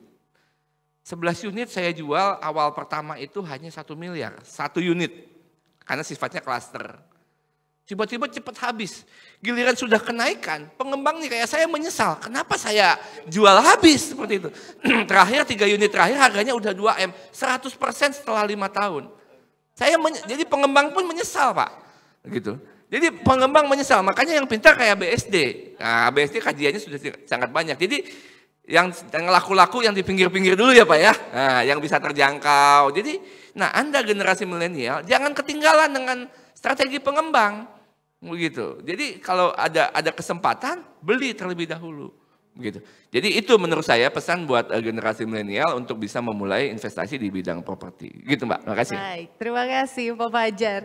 Ya, Aplaus untuk Pak Fajar, teman-teman milenial mungkin setelah ini bisa dipikirkan untuk kedepannya mungkin apa uang yang biasa dipakai untuk nongkrong, untuk coffee shop yang kita upload di story itu bisa dikurangi nanti untuk DP rumah ya. Nah kalau Pak Ferdinand sendiri melihat saat ini tren positif jenis properti apa sih Pak yang sedang diincar? Apalagi kan kalau tadi untuk rumah ditinggalin tuh. Nah untuk sebagai investasi apa Pak jenisnya? Mungkin saya nambahkan sedikit dulu kali Mbak ya. Properti itu kita sering sebut sebagai inflation protection investment ya. Artinya harga properti itu akan terus naik sesuai dengan inflasinya, theoretically gitu dia. Sehingga Bapak Ibu ketika tadi ditanyakan gitu kan oleh moderator gitu kapan momen yang tepat. Ya Bapak Ibu lihat dengan harga inflasi tinggi, harga propertinya pasti akan terus naik gitu dia. Kenapa? Karena tadi kan bangunan udah pasti makin naik ya. Harga bangunan kan, harga semen naik. Ya kan harga kaca kan naik gitu dia kan. Ya otomatis dong. Lalu tanah semakin terbatas. Kan nggak bisa tanah itu diproduce lagi ya. Kecuali mungkin reclaim land dan sebagainya ya. Sehingga otomatis harga properti menjadi semakin terus naik gitu dia. Lalu kalau bicara mengenai subsektor properti, mana gitu dia kan ya, subsektor properti kan yang paling banyak gitu. Tadi dia kan, ketika Bapak Ibu mau investasikan, pasti kan bicaranya tadi mengenai return. Jadi kita bicara dengan konteks yang kedua nih, bukannya konteks Bapak Ibu untuk tinggali ya. Tapi Bapak Ibu yang mau berinvestasi. Ketika Bapak Ibu buat berpikirnya untuk return, tadi bayangkan loh, ya nyicilnya sekian gitu, karena kan DP-nya hanya 10%. Lalu kan berarti Anda harus bayar bunga, tapi jangan lupa loh juga harus bayar prinsipalnya kan. Kalau memang bisa disewakan dengan baik gitu dia, wah itu malah return on equity-nya itu sangat tinggi sekali gitu dia Bapak Ibu. Sehingga ketika Anda bicara mengenai investasi properti udah langsung berpikir gitu dia, yaitu ini mau disewa ini ke siapa ya. Di kondisi saat ini kalau Bapak Ibu melihat dengan semuanya adalah back to work lagi gitu ya. WFH sudah semakin sedikit gitu dia. Jakarta macetnya ampun-ampunan. Ya, saya yakin dalam waktu dekat ini properti yang terkait dengan high rise akan mulai penuh gitu, untuk mulai lebih mudah gitu dia ya untuk buat bisa disewa-sewakan gitu dia. Ya, walaupun high rise itu selalu akan ada kecenderungannya, kehati-hatiannya terhadap oversupply pasti gitu dia. Jadi kedekatan lokasi ya again ya balik lagi ke typical tipsnya properti ya, lokasi yang harus diperhatikan oleh para investor gitu dia. Kalau rumah Anda udah nggak usah paling khawatir, tanahnya itu udah punya Anda gitu dia kan. Anda udah apalagi kalau misalnya Anda bisa sewakan gitu dia kan, wah itu udah jackpot istilahnya gitu dia kan pasti. Kenapa? Karena bayangin ya cuman keluarin DP 10%, lalu sisanya udah akan dipenuhi dengan si penyewanya gitu dia kan. Ya cobalah carilah di daerah yang memang terutama banyak sekali people yang bakal banyak penyewa. Yang artinya tinggal di sana temporary gitu dia kan. Entah itu universitas, ya kan biasanya kan students tinggal untuk dalam waktu sementara saja. Pasti dia akan mau nyewa banyak lah, nggak mungkin dia akan buat tinggal gitu, dia akan langsung kan. Ataupun juga daerah yang memang commercial activitiesnya cukup banyak gitu dia. Ya commercial activitiesnya cukup banyak. Saya sendiri secara personal banyak sekali juga melakukan yang seperti demikian. Ya membeli baik apartemen maupun juga rumah yang juga untuk disewa-sewakan ya. Ya terutama tadi dia kan tingkat pertumbuhan mahasiswa yang sangat besar sekali gitu dia. Ya kalau di BSD saya yakin Bapak Ibu mungkin juga sudah ikuti gitu. Ada sekitar 5 universitas ada di BSD ya. Atmajaya dan Prasetya Mulia itu sangat kontribut cukup banyak sekali gitu dia kan di BSD gitu dia. Ya dan dengan aksesibilitas yang sangat tinggi ya otomatis ya itu juga membuat BSD menjadi sangat ramai. Tapi juga daerah-daerah kita yang lain ya seperti Grand Wisata dan Kota Wisata yang saat ini lagi ada pembangunan mall ya. Jadi kita joint venture dengan kawan lama membangun Living World Mall. Ya itu juga menjadi magnet tersendiri ya karena daerah timur ini memang kekurangan dari commercial facilities gitu dia. Dan ini jelas akan mendukung nih dengan adanya banyak amenities gitu. So Bapak Ibu jangan khawatir tadi dia kan, yang kata kuncinya gitu dia kan terhadap dari pembelian dari properti ini gitu dia. Ya, yang paling justru Anda lakukan adalah ya tadi tahu dulu lokasinya tadi di sekitar yang mana.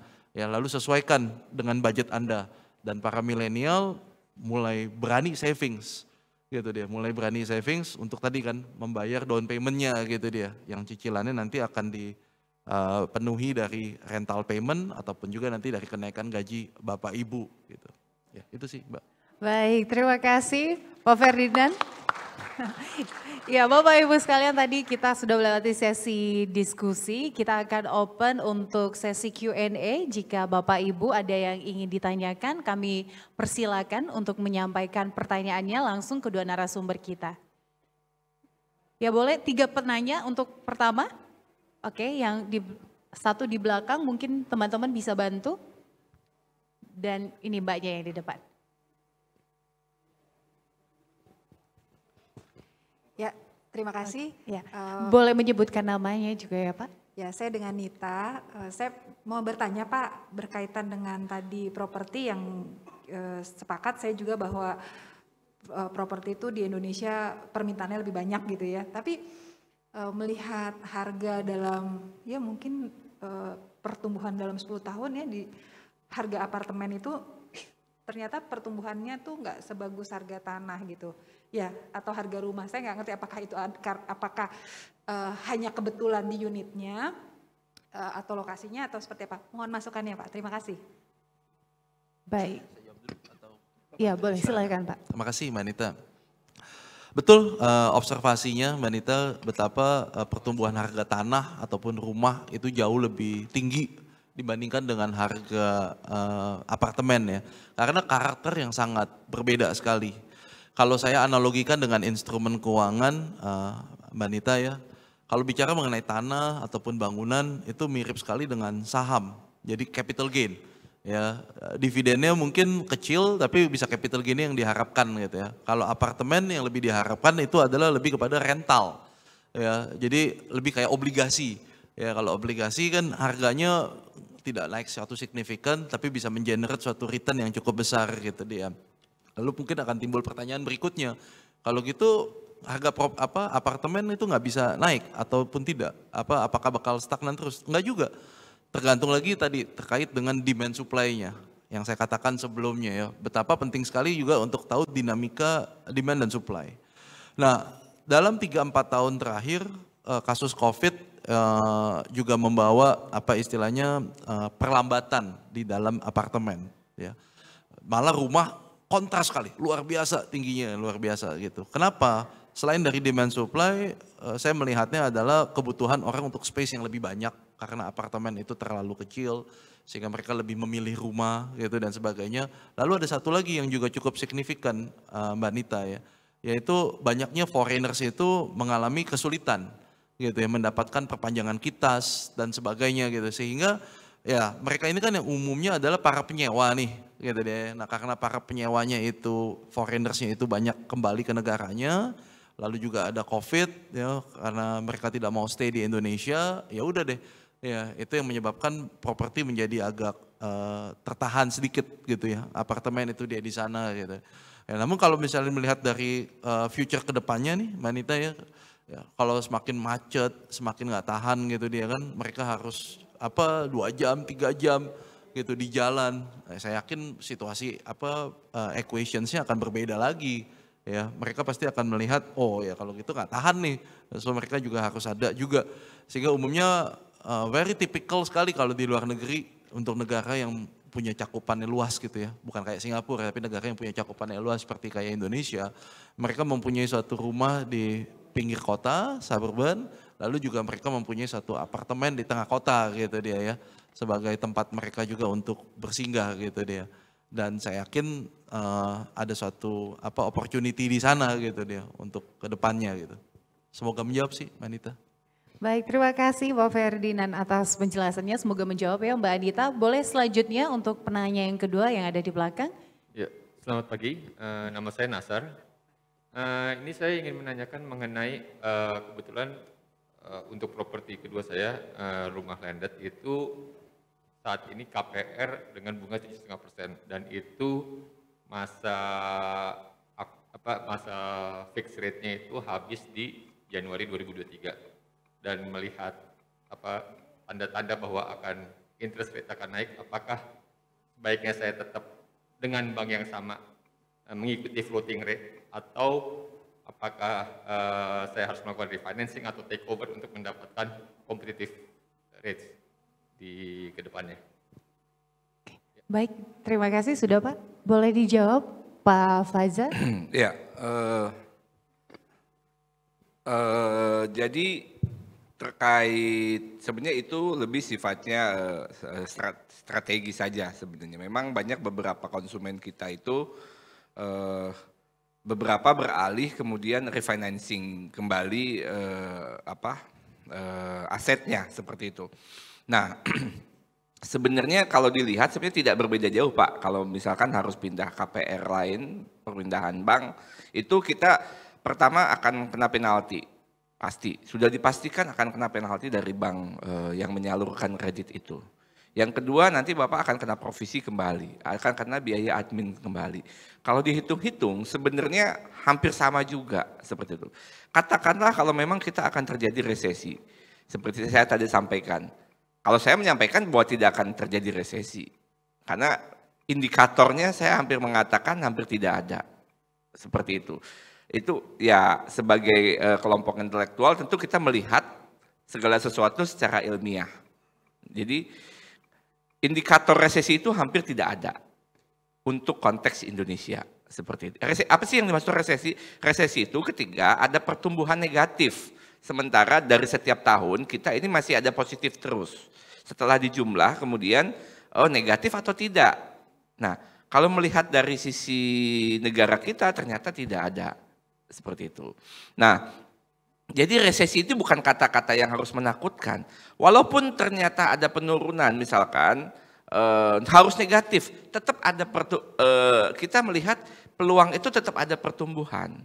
Jadi tidak ada alasan sebenarnya harus memindahkan KPR itu misalkan harus pindah ke bank yang lain. Menurut saya hasilnya juga akan sama saja seperti itu. Jadi kalaupun Bapak mendapatkan kesempatan floating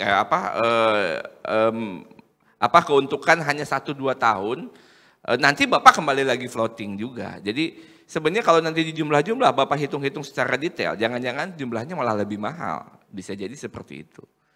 Kalau yang masih bagus lebih baik Bapak jual, Bapak beli lagi. Nah itu lebih menarik sebenarnya kalau kita mau berinvestasi seperti itu. Saya menambahkan tadi yang apartemen Mbak. Memang berdasarkan data di kita di asosiasi, memang ada penurunan terkait pembelian apartemen, seperti itu ya. Tapi yang lucu sebenarnya di kita, itu per apartemen yang mahal, itu malah laku keras.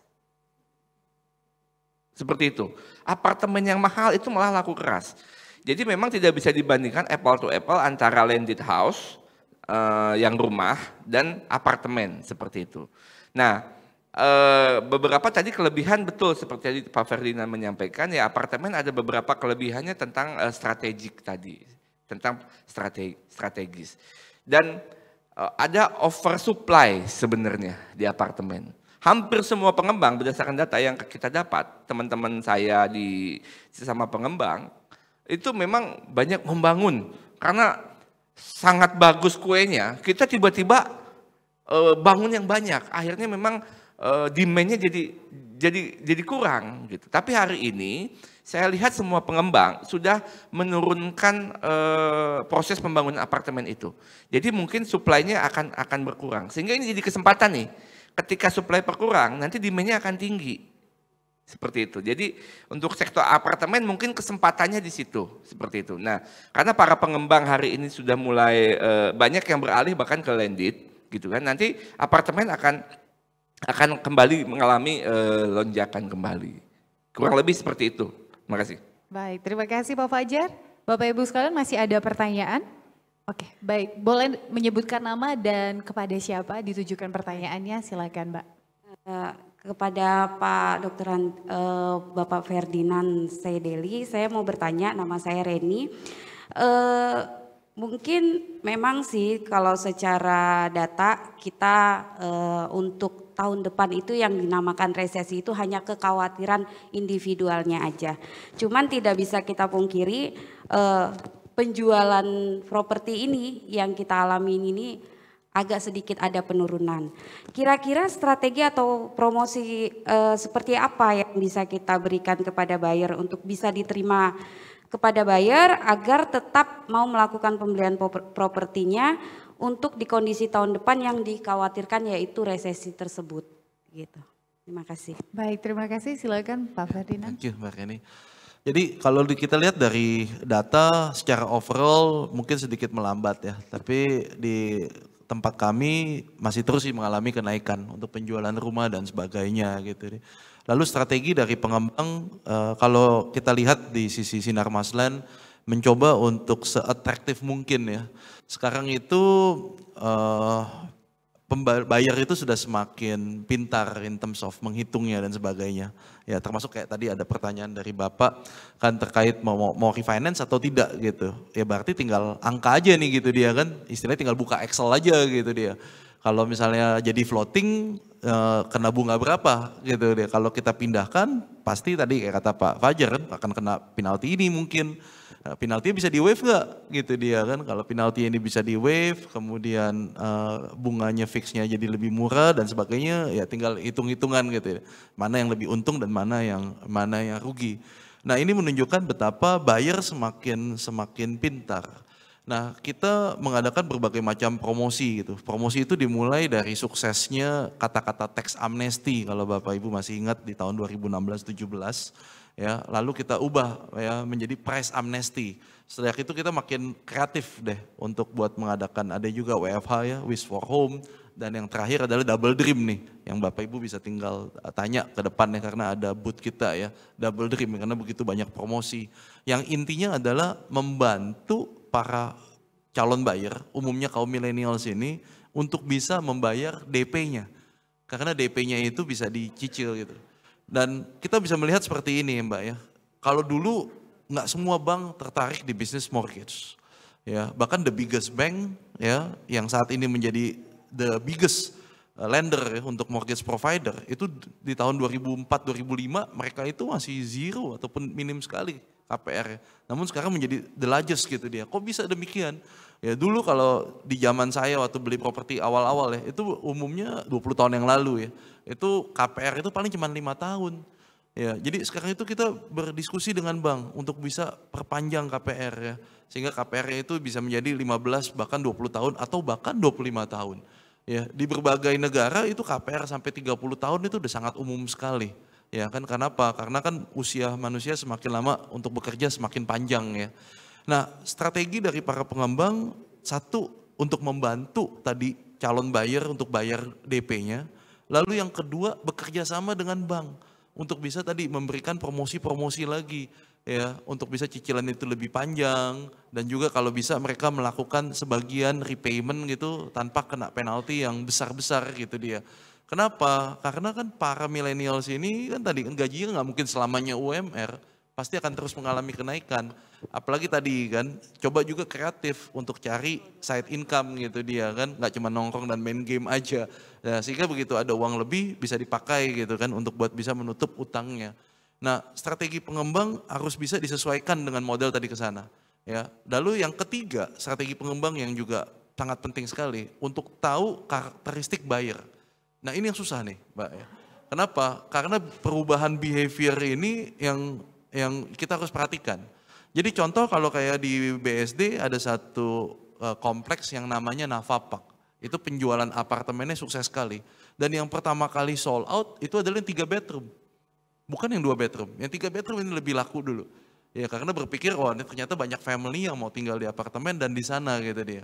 Nah ini kan kita bisa melihat kan perubahan dari behavior ini dia yang kita harus perhatikan ya dan tergantung dari lokasinya maka para pengembang dia akan sesuaikan ini calon bayarnya yang seperti kayak gimana gitu dia dan untuk bisa melihat ataupun menangkap perubahan-perubahan ini dia. Nah ini yang kita harus melakukan banyak studi research gitu dia kan ya, contoh seperti kayak di kita the first Aeon Mall di Indonesia itu ada di BSD City. Gitu dia. Itu kan berarti apa sih? Kita harus melakukan studi dulu. Apa sih ini sebelum ini dibuka gitu. Lalu kita buka convention center dan sebagainya. Ini semua kan juga butuh studi gitu ya untuk bisa disesuaikan nih dengan untuk apa yang akan mau tinggal di daerah BSD City gitu. Tadi saya katakan sebelum ini kita lagi dalam proses membangun mall di kota wisata Cibubur dan di Grand Wisata Bekasi. Ya kita sesuaikan, oh memang di daerah sini nih ada kebutuhan seperti kayak demikian gitu. Nah untuk buat bisa menangkap keinginan buyer ini dia, maka strategi pengembang harus juga mengerti betul-betul komunitas seperti apa gitu ya yang mau dikehendaki ada di sana gitu dia. Dan kita sebagai pengembang gitu jadi harus betul-betul perhatikan gitu. Ya, yaitu kita mau attract pembeli ataupun komunitas yang seperti apa gitu dia. Ya. Karena dengan perubahan tren seperti ini, saya ambil contoh kayak begini Mbak, mungkin analoginya agak sedikit ekstrim ya. 12 sampai 15 tahun yang lalu itu mobil otomatik nggak populer di Indonesia.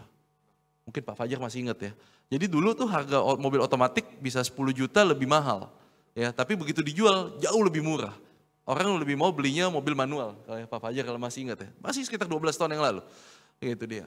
Kalau kita laki-laki gitu kalau beli mobil Matic suka diketawain sama temen-temen gitu ya. Are you a man? Kata dia gitu dia. Jadi mesti belinya mobil manual gitu dia. Tapi kemudian macetnya makin gila-gilaan kan. Jakarta kan nggak ada yang tahan kan. Akibatnya wah udah malas sekarang beberapa mobil seri sudah nggak keluarin lagi yang manual gitu, hanya yang Matic aja gitu dia. Itu artinya apa sih? Changes ini behavior. Nah ini dia tren yang kita mesti harus perhatikan gitu ya Bapak Ibu ya Mbak ya. Jadi bagaimana kita tadi kan nomor satu tadi kita membantu milenial untuk memberikan suatu skim untuk mereka bisa bayar DP-nya.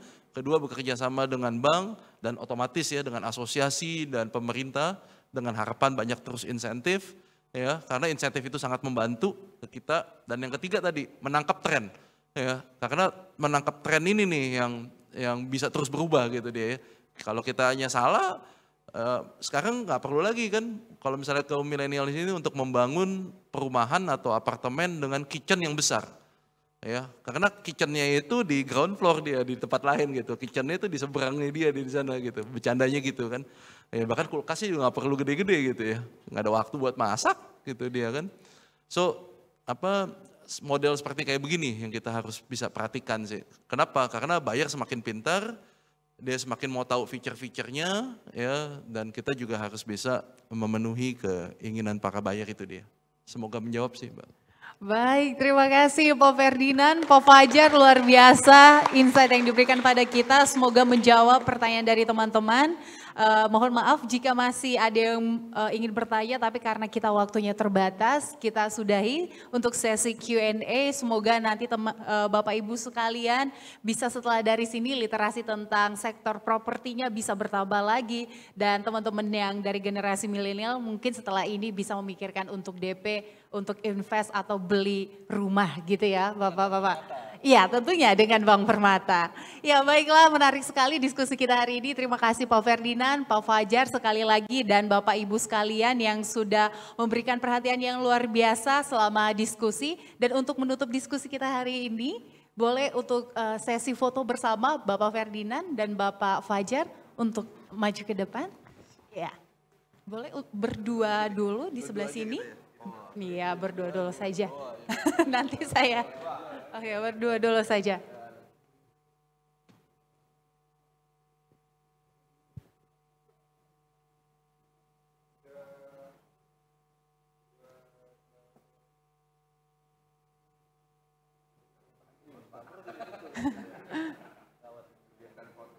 Oke.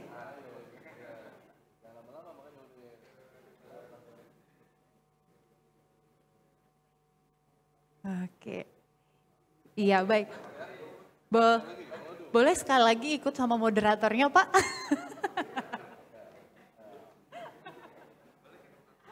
Oke.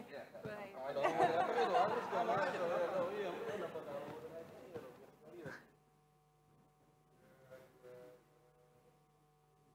Oke, baik. Iya, baik, terima kasih. Makasih Bapak, boleh ya duduk. Ya, baik Bapak Ibu hadirin sekalian yang ingin mendapatkan e-certificate dari kelas ini juga bisa langsung silakan scan QR code yang ada di layar, dan terima kasih juga kami ucapkan untuk Bapak Ibu hadirin yang menyaksikan sesi pertama ini, dan selanjutnya kita akan mengikuti jeda makan siang. Namun jangan lupa karena kita masih ada sesi kedua yang berlangsung secara paralel pada pukul 13.00 waktu Indonesia Barat, yaitu ada sesi Indonesia Political Outlook The Road 2024 dengan pembicara Bapak Yudarto Wijaya selaku Direktur Eksekutif Carta Politika Indonesia, dan Bapak Arif Wada, Direktur PT Asmore Asset Management Indonesia Tbk. Dan kelas lainnya juga ada Healthy Heart Happy Life dengan pembicara Dr. Stefanus Andi Wiono selaku dokter spesialis jantung dan pembuluh darah konsultan Rumah Sakit Mandaya Royal Puri, dan ada Andrea Dian selaku aktris dan promotor hidup sehat, serta Andrian Maulana selaku Senior Vice President Intermediary Business Crothers Indonesia. Dan ada kelas ketiga lainnya juga Bapak Ibu, ada Chronicle of 2023 yaitu Welcoming the Rabbit Years yang dilakukan secara workshop dengan pembicara Julius Fang selaku pakar Feng Shui dan pendiri Feng Shui Consulting Indonesia. Dan ada Vina Cahyadi selaku Head of Sales Mandiri Investasi.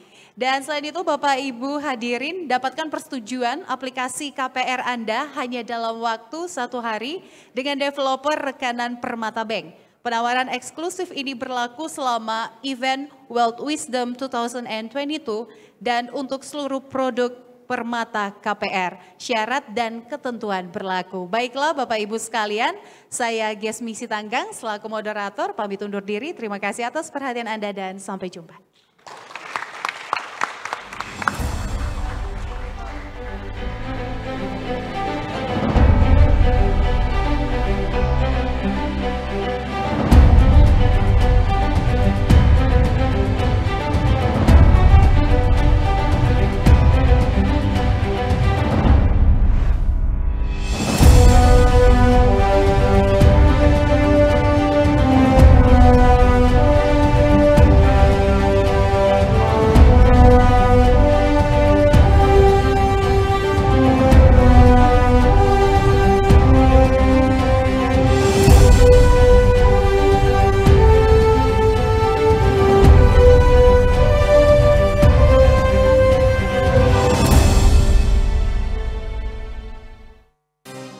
Ada begitu banyak pertanyaan tentang bagaimana orang di Indonesia bisa punya rumah saat ini. Misalnya, anak muda mau punya rumah. Emang bisa? Terus abis akad nikah langsung beli rumah? Yakin bisa? Hingga beli rumah sesuai anggaran. Apa bisa? Sebenarnya semua itu bisa. Punya rumah bisa dimulai sedari muda. Dengan Permata Mi KPR, limit pinjaman sampai 5 miliar dan cicilan hingga 30 tahun. Akad nikah sah, akad rumah juga langsung sah pakai Permata KPR Bijak. Semakin besar saldo tabungan, semakin kecil beban bunga KPR. Sekarang beli rumah bisa sambil nikmati bunga rendah dan bisa digunakan sesuai kebutuhan dengan Permata Home Ready Cash. Bisa tarik dana kapan aja dengan bunga yang kompetitif. Nikmati kemudahan memantau fasilitas KPR yang sudah berjalan secara online melalui Permata Mobile X. Wujudkan rumah impian dengan lebih mudah dan cepat.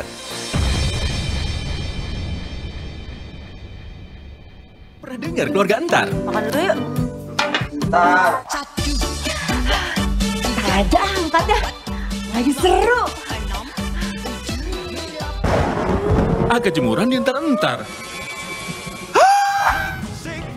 Entar dulu masih cukup, santai. Woi jalan! Isi bensin di Entar-Entar. Kak, tidur yuk kak. Ntar nanti yang 1 episode lagi. Tidur di Entar-Entar. Wah, ada promo rumah nih. Hadiahnya dapat apartemen lagi. Tapi ntar aja deh. Oh, Bu, kalau yang ini jangan di Entar-Entar. Jangan sampai kelewatan Sinar Masland Double Dream periode terakhir. Beli properti di Sinar Masland, kamu bisa nikmatin promo double savings, double benefits, dan double reward. Sekarang, keluarga Antar bisa nikmatin rumah yang luas, kamar yang estetik, dan juga kejutan rewards dengan grand prize 1 unit apartemen Southgate Altuera. Langsung beli rumah di Sinar Masland, untungnya double-double. Double Dream. Ada begitu banyak pertanyaan tentang bagaimana orang di Indonesia bisa punya rumah saat ini. Misalnya, anak muda mau punya rumah. Emang bisa? Terus abis akad nikah langsung beli rumah? Yakin bisa. Hingga beli rumah sesuai anggaran. Apa bisa? Sebenarnya semua itu bisa. Punya rumah bisa dimulai sedari muda. Dengan Permata MiKPR, limit pinjaman sampai 5 miliar dan cicilan hingga 30 tahun. Akad nikah sah, akad rumah juga langsung sah pakai Permata KPR Bijak. Semakin besar saldo tabungan, semakin kecil beban bunga KPR. Sekarang beli rumah bisa sambil nikmati bunga rendah dan bisa digunakan sesuai kebutuhan dengan Permata Home Ready Cash. Bisa tarik dana kapan aja dengan bunga yang kompetitif. Nikmati kemudahan memantau fasilitas KPR yang sudah berjalan secara online melalui Permata Mobile X. Wujudkan rumah impian dengan lebih mudah dan cepat. Pernah dengar keluarga Antar? Makan dulu yuk. Satu. Ntar aja angkatnya. Lagi seru. Agak jemuran di Antar-Antar. Ntar dulu masih cukup. Santai. Woi jalan! Ngisi bensin di Antar-Antar. Kak, tidur yuk kak. Ntar nanggain 1 episode lagi. Tidur di Antar-Antar. Wah, ada promo rumah nih. Iyanya dapet apartemen lagi. Tapi tenang aja deh. Oh, kalau yang ini jangan gentar-gentar. Jangan sampai kelewatan Sinar Masland Double Dream periode terakhir. Beli properti di Sinar Masland, kamu bisa nikmatin promo double savings, double benefits, dan double reward. Sekarang, keluarga Antar bisa nikmatin rumah yang luas, kamar yang estetik, dan juga kejutan rewards dengan grand prize 1 unit apartemen Southgate Altuera. Langsung beli rumah di Sinar Masland, untungnya double-double. Double Dream. Ada begitu banyak pertanyaan tentang bagaimana orang di Indonesia bisa punya rumah saat ini. Misalnya, anak muda mau punya rumah. Emang bisa? Terus abis akad nikah langsung beli rumah? Yakin bisa. Hingga beli rumah sesuai anggaran.